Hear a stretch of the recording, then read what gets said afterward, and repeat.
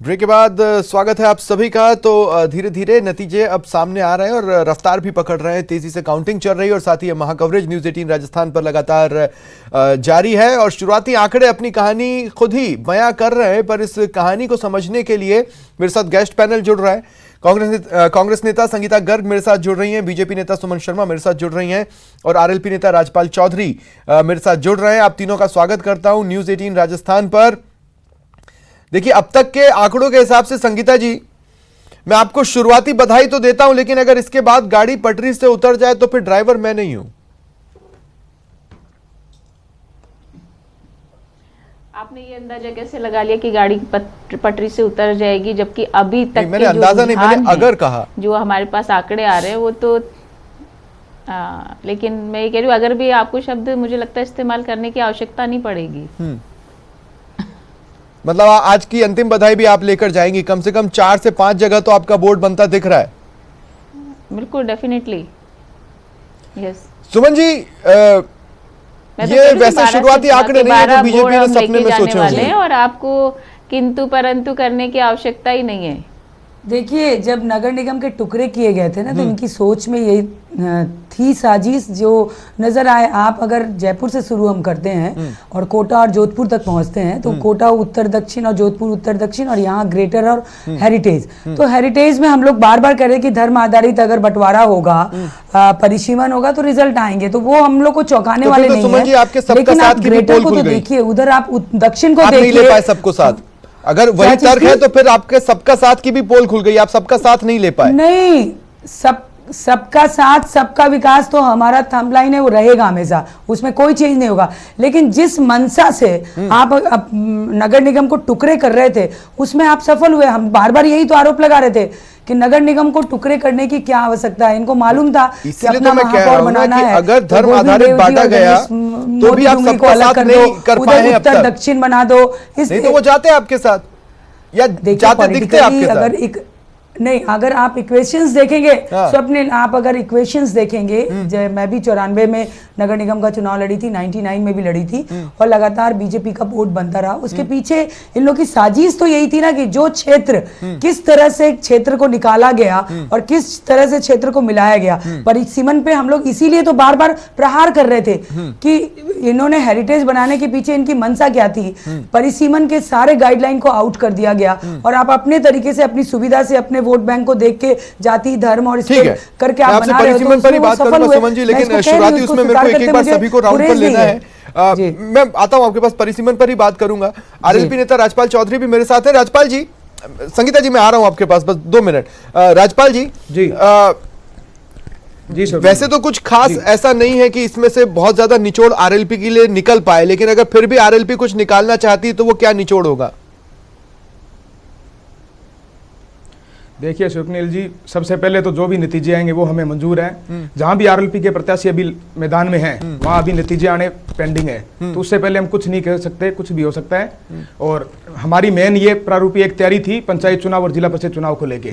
कुछ लोग ये बोल रहे थे भी पार्टी विस्तार नहीं कर रहे, चुनाव नहीं लड़ेगी, तो हमारी आप ये मानो ये मेन मिनी तैयारी थी नगर परिषद चुनाव लड़ना, और इसमें आरएलपी अच्छे वोट लेके जाएगी। नहीं, लेकिन अब जो नतीजे आ रहे हैं उस पर भी तो आरएलपी कुछ सोच रही होगी। मान लीजिए जिस तरह के अभी तक आंकड़े हैं उस पर भी तो पार्टी का कोई स्टैंड होगा, कोई सोच होगी।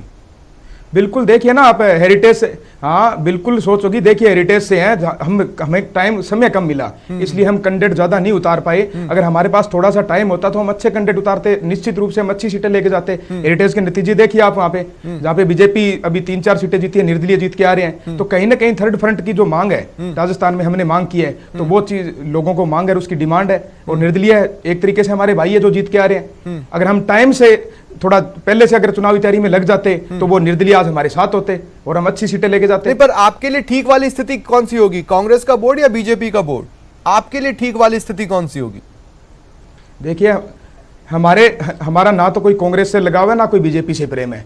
हमारा खुद का दल है। हमारी ठीक वाली स्थिति तभी होगी जब हम सत्ता में आएंगे। नहीं, बीजेपी से आपका राष्ट्रीय हित के नाम पर प्रेम है। जब तक हम सत्ता में नहीं, हाँ राष्ट्र हित के नाम पे प्रेम है बीजेपी से, हमारा स्टेट में कोई प्रेम नहीं है। हम चुनाव लड़ रहे हैं, पंचायत चुनाव भी पार्टी अपने दम पे लड़ेगी, जिला परिषद पंचायत के भी, और उसमें हम हमारे प्रधान और जिला प्रमुख भी बनाएंगे। ठीक है। मतलब बीजेपी स्थानीय हित में कमजोर है, राष्ट्र हित में बेहतर है। आरएलपी की ओवरऑल सोच को एक लाइन में मैं बोलूं तो ठीक है। संगीता जी क्या कहना चाह रही थी? आपने हाथ उठाया था, आप बोल लें, फिर मैं सवाल पूछता हूं। नहीं, मेरे को ये था कि सुमन जी जो परिसीमन को लेकर जो आरोप लगा रही थी, उस पर मैं कहना चाहती थी कि भारतीय जनता पार्टी के कथनी और करनी में फर्क है। ये सबका साथ सबका विकास की बात करते हैं, लेकिन जो कांग्रेस पार्टी और 36 कौम की पार्टी, वहां ये चीज आपको जरूर देखने को मिलेगी कि सबको साथ लेकर चलने वाली पार्टी है। लेकिन भारतीय जनता पार्टी हमेशा धर्म और संप्रदाय को लेकर जो बात करती है, वहां पर मैं कहना चाहूंगी कि जनता के विकास के लिए और जनहित से जुड़े हुए, क्योंकि जो नगर निगम चुनाव होता है मूलभूत आवश्यकताओं से जुड़ा हुआ चुनाव होता है, जहां जनता को हर दिन मूलभूत आवश्यकताओं से पीड़ा होती है, उससे रूबरू होना पड़ता है। परिसीमन के बाद ऐसे वार्ड की संख्या बढ़ी जहां पर अल्पसंख्यक आबादी ज्यादा हो गई और आपके वार्डों की संख्या बढ़ रही है, तो हो सकता है कि उनके आरोप निराधार हो, लेकिन फैक्ट तो है। मैं आपको स्वप्निल जी नहीं स्वप्निल जी, मैं यही बात आपको कहना चाहती हूँ कि अगर 2 निगम बने तो पहले जनता ये आरोप लगाती रही है कि जयपुर सिटी हो, जोधपुर हो, कोटा हो, बहुत बड़े ये सिटीज है जहां पर एक मेयर से काम नहीं चलता था, तो 2 मेयर करने थे और जनता के हित के लिए करने थे ना। मैंने जैसा आपको बताया, मैंने कहा नगर निकाय चुनाव जो मूलभूत आवश्यकताओं से जुड़ा हुआ चुनाव होता है, पानी, बिजली, सीवरेज, सड़क, इनसे जुड़ा हुआ चुनाव होता है। आबादी कटी तो एकाएक वार्ड्स की संख्या बढ़ गई जहां पर अल्पसंख्यक आबादी बढ़ी, और ऐसे में आपके नंबर्स इंप्रूव हुए। आप किसी भी आप किन्हीं भी देखिए, जयपुर में 8 विधानसभा है, आप 4 विधानसभा करते तो कोई सी भी विधानसभा आती, कोई सी भी विधानसभा जाती, ये एक अलग इशू है। इशू ये है कि जनता का हित आप कितना चाहते हो। आप ये चाहते हो कि जनता अपने जो रोजमर्रा के काम है उनसे उसकी पीड़ा से तुरंत निजात पाए। इसके तहत इसी के लिए कांग्रेस पार्टी ने जनता के हित को ध्यान में रखते हुए तो ये बताइए बागियों का क्या होगा? ये सारी कवायद की गई। संगीता जी, बागियों का क्या होगा? बागी नहीं, कांग्रेस पार्टी में कोई बागी नहीं था, और कोई बागी था भी नहीं, अभी थोड़ी देर पहले हमारे स्क्रीन पे लाइव था मैम। अगर कोई पहले बात तो मुझे तो मेरी जानकारी, अभी थोड़ी देर पहले हमारी स्क्रीन पे लाइव था एक बागी, वो मैंने भी सुना, वो कह रहे थे वो बिल्कुल स्वप्निल जी, मैंने सुना, लेकिन उसने क्या कहा कि मैं हूं तो कांग्रेस पार्टी का, मैं कांग्रेस को समर्थन दूंगा। आपने सुना भी होगा, लेकिन उन्होंने ये कहा कि एक कद्दावर शख्सियत है कांग्रेस की जिन्होंने नौकर को चुना, वर्कर को नहीं चुना। मतलब आपकी पार्टी में ऐसे चेहरे तो हैं जो नौकर और वर्कर में डिफरेंशिएट करते हैं। स्वप्निल, देखिए स्वप्निल जी, मैं आपको एक चीज बताना चाहूंगी कि कांग्रेस राष्ट्रीय पार्टी है, जहां करोड़ों की तादाद में कांग्रेस के कार्यकर्ता हैं, लाखों की तादाद में लोग टिकट मांगते हैं। नगर निगम चुनाव में भी हजारों की तादाद में लोग टिकट मांग रहे थे, लेकिन ये तो जग जाहिर सी बात है कि टिकट किसी एक को मिलता है और वहां किसी और की नाराजगी भी स्वाभाविक है। तो ये ह्यूमन नेचर है उसके तहत। लेकिन उसने ये कहा कि मैं कांग्रेस समर्थित हूँ और मेरा समर्थन भी कांग्रेस को जाएगा, तो आपने सुना ही होगा, वो तो मेरे को बताने की जरूरत ही नहीं है। ठीक है सुमन जी, देखिए आपने बताया आपने कब कब नगर निगम के लिए चुनाव लड़ा है। मुझे बहुत अच्छे से पता है कि आप राजस्थान की बहुत बहुत पुरानी चीजें भी याद रखती हैं, खासकर तब जब कांग्रेस पर आरोप लगाना हो या कांग्रेस पर हमला बोलना हो। मैं आपको वो पीरियड याद दिलाना चाहता हूं जब इससे पिछला परिसीमन हुआ था और एकाएक बीजेपी को फायदा पहुंचने लगा था। एक तो या तो उस पर कमेंट दे दें, और या फिर इस बात पर कि जब परिसीमन हो रहा था तो आपत्तियां मांगी जाती हैं, आप लोगों ने दी थी क्या लिखित में? नहीं, मैं एक बात पहला सवाल का जवाब दे दूं आपका कि बीजेपी को परिसीमन के बाद फायदा होने लगा, ये मैं समझ नहीं पाई। 94 से अगर आप नगर निगम की अगर मैं बात करूं, 94 में वार्ड कितने थे यहाँ पे, बीजेपी की क्या स्थिति थी, उसके बाद दूसरा चुनाव हुआ, फिर तीसरा चुनाव हुआ, फिर चौथा चुनाव हुआ, फायदा कहाँ? अगर आप डायरेक्ट इलेक्शन 2009 की बात आप कर रहे हैं जब 91 वार्ड हुए थे, तो उस समय मेयर तो इनके आ गए थे पर बोर्ड भारतीय जनता पार्टी का बना था।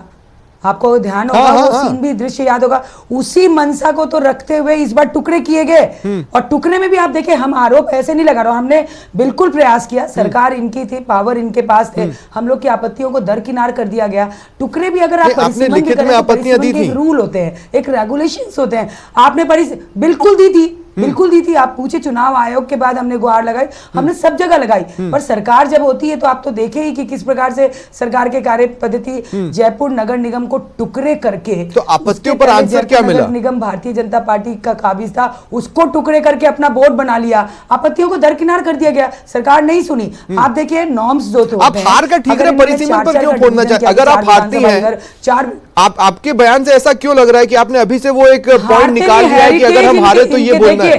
पूरे राजस्थान के 3 निगम मेजर सिटी जो थे हमारे, कोटा, जोधपुर और जयपुर, ये तीनों में भारतीय जनता पार्टी का बोर्ड बनना और मेयर बनना तय था। इनको लगा कि हम कैसे क्या करें, तो टुकड़े का अभियान शुरू किया। टुकड़े गैंग के साथ टुकड़े की कार्रवाई हुई, और टुकड़े में ये उन टुकड़ों को ले गए। मैं ये बोल रहा हूँ कि ये तो अंगगणित आप मतदान के दिन जब मेरे साथ जुड़े थी, तब से लेकर अभी आपके डायलॉग चेंज हो गए हैं जी। आप जब मतदान के दिन मेरे साथ जुड़ी थी, जब आप मतदान के दिन मेरे साथ जुड़ी थी डिबेट के लिए सुमन जी, अभी ऐसा लग रहा है कि अभी आप अटैकिंग, मतलब आप कारण खोजने की जगह कारण ढूंढ कर लाई हैं। ढूंढ के नहीं लाई हूं, कारण यही सत्य। पहले भी हम लोग यही बोल रहे थे, तो परिसीमन पे हम बोलते थे तो कहते नहीं नहीं हमारी मंशा कोई ऐसी नहीं है। परिसीमन पे तो डे 1 से हम लोग आरोप लगा रहे हैं। तो फिर आपत्तियां क्यों नहीं सुनी गई? अगर संगीता गर्ग जी, मुझे आप बताइए, ये मान चुके थे कि क्या आप विपक्ष को साथ लेकर नहीं चलना चाहते थे? आपने आपत्तियां क्यों नहीं सुनी थी परिसीमन पर? तो ये भी दुर्भाग्यजनक स्थिति है कि इनकी सरकार होने के बावजूद भी ये 6 निगम पे कब्जा नहीं कर पाए। ये इनकी संगीता जी, आप इनकी सोच, इनकी मंशा देखिए कि 3 को मान के चल रहे हैं टुकड़े करके, और 3 पे विजय प्राप्त कर रहे हैं ये। ठीक है, देखिए स्वप्निल जी, अभी सुमन जी ये कह रहे थे कि 2009 में 91 वार्ड थे, तो मैं इनकी जानकारी के लिए बताना चाहूंगी, खुद भी चुनाव लड़ी थी मेयर का उस वक्त 77 वार्ड जयपुर में थे। उसके बाद ये 91 वार्ड हुए हैं, ठीक है। उसके बाद दोबारा जब परिसीमन हुआ तब ये 91 77 से 91 हुए हैं। तो कहने का तात्पर्य ये है कि इन्होंने भी परिसीमन करके वार्ड बढ़ाए थे, बढ़ाए। रही परिसीमन की, मैं बात कर रहा हूं आपत्तियों की, क्या आपत्तियां सुनी गई थी, सोची गई थी? देखिए उस वक्त ये भी जनता को शिरोधार्य मानकर ये बात एग्री कर रहे थे कि हाँ, जनता का जो चाहती है कि सिटी का जो विकास है वो सुचारू रूप से और तुरंत हो, तो इस बात को एग्री कर रहे थे। तो इन्होंने कोई आपत्तियां दर्ज कराई नहीं। आज इनकी बौखलाहट ये है, देखिए आज इनकी बौखलाहट ये है कि ये दिख रहा है कि चुनाव हार रहे हैं, भारतीय जनता पार्टी की तरफ कुल से मिलाकर जब चुनाव ये हार रहे हैं तो इनकी बौखलाहट है कि इस तरीके से ये आरोप लगा रहे हैं। तो मैं तो कहती हूँ ये आरोप निराधार है। अब जनता की सोचिए, आप जनहित का सोचिए कि किस प्रकार जनता हर दिन परेशानियों से रूबरू होती थी। तो जो वार्ड है वो भी छोटे इसीलिए किए गए कि वहाँ का जो पार्षद है वो अपनी गलियों को, अपने मोहल्ले को, अपने लोगों को जाने पहचाने। नहीं, लेकिन वंस एंड फॉर ऑल में जान लेता हूँ ना राजपाल जी, मैं आपसे भी जानना चाहता हूँ कि आपको परिसीमन से कोई आपत्ति है, या एक शहर में 2 निगम होने से आपको ठीक महसूस होता है आपकी पार्टी को, या नहीं? इसमें कहीं कोई आपकी पार्टी की सोच क्या है?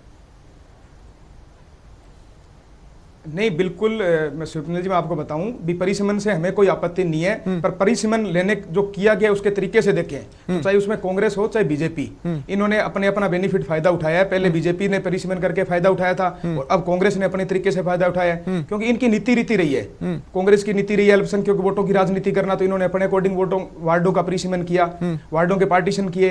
बीजेपी का वोट परिसीमन के वक्त आपकी पार्टी ने भी आपत्ति लगाई थी करके इन्होंने बेनिफिट उठाया। हाँ जी, बिल्कुल, हमने आवाज, नेताजी ने, भाई साहब बेनीवाल जी ने बयान दिया था परिसीमन को लेकर। बयान नहीं, आपत्ति लगाना सर, परिसीमन के प्रोसीजर में आपत्तियां लगाई जाती हैं लिखित में, मैं उस पर पूछ रहा हूं, बयानों के आधार पर नहीं। जी नहीं, हाँ, हमने आपत्ति दर्ज नहीं करवाई। अच्छा, तब नगर निगम चुनाव शायद पार्टी के विस्तारवाद की सोच में नहीं रहे होंगे, एकाएक आप लोगों ने फिर नगर निगम चुनाव में खड़े होने की सोची, ये समझा जा सकता है। लेकिन ठीक है, परिसीमन के आधार पर ही सही, अब एक शहर के 2 निगम के हकदार हैं कि नहीं है? माफ कीजिएगा, एक शहर में 2 निगम मानते हैं या नहीं, जरूरी है कि नहीं? बिल्कुल जरूरी है, होना चाहिए, परिसीमन होना चाहिए। 2 नगर निगम अगर एक शहर में हो रहे हैं तो लोगों तक, अगर लोग ज्यादा हो रहे हैं तो वार्डों का परिसीमन जरूरी है। भी जनता तक जो भी प्रतिनिधि बनेंगे वो जनता तक पहुंचेंगे, जनता के काम होंगे सही टाइम पे, तो उससे वो कोई दिक्कत नहीं है। पर परिसीमन का जो तरीका है वो एक सही तरीके, सही ढंग से होना चाहिए। ना कि इन्होंने पहले चाहे विधानसभा में परिसीमन हुआ था तो उस टाइम आप जैसे सांगानेर जैसे ये विधानसभा एक तिवाड़ी जी के टाइम में बीजेपी के थे, ठीक है, देखो क्या क्या हालत कर रखा है। ठीक है, कहीं बीच चलिए मैं और भी बातचीत करूंगा, लेकिन फिलहाल ओवरऑल स्थिति एक बार मैं बता देना चाहता हूं कि देखिए कई ऐसे माफ कीजिएगा 6 निगमों की काउंटिंग चल रही है और 1-2 जगहों पर कांटे की टक्कर में मुकाबला बदल गया है। वहां पर आंकड़ों में तेजी से चेंजेस आए हैं। जयपुर हेरिटेज में फाइट दिख रही है, जयपुर ग्रेटर में बीजेपी आगे बढ़ती दिख रही है, लेकिन जोधपुर में कांग्रेस, जोधपुर उत्तर में कांग्रेस एक तरफा बढ़त बनाए हुए हैं। जोधपुर दक्षिण में भी मुकाबला कांटे का है, लेकिन इसके अलावा कोटा उत्तर में भी कांग्रेस एक तरफा बढ़त बना रही है। कोटा दक्षिण में नेक टू नेक मामला चल रहा है, बीजेपी 19 और कांग्रेस 16। फिलहाल ये आंकड़े तेजी से बदल रहे हैं, इस वक्त यही निष्कर्ष है। फिलहाल एक ब्रेक के लिए रुक रहे हैं, जल्द हाजिर होते हैं।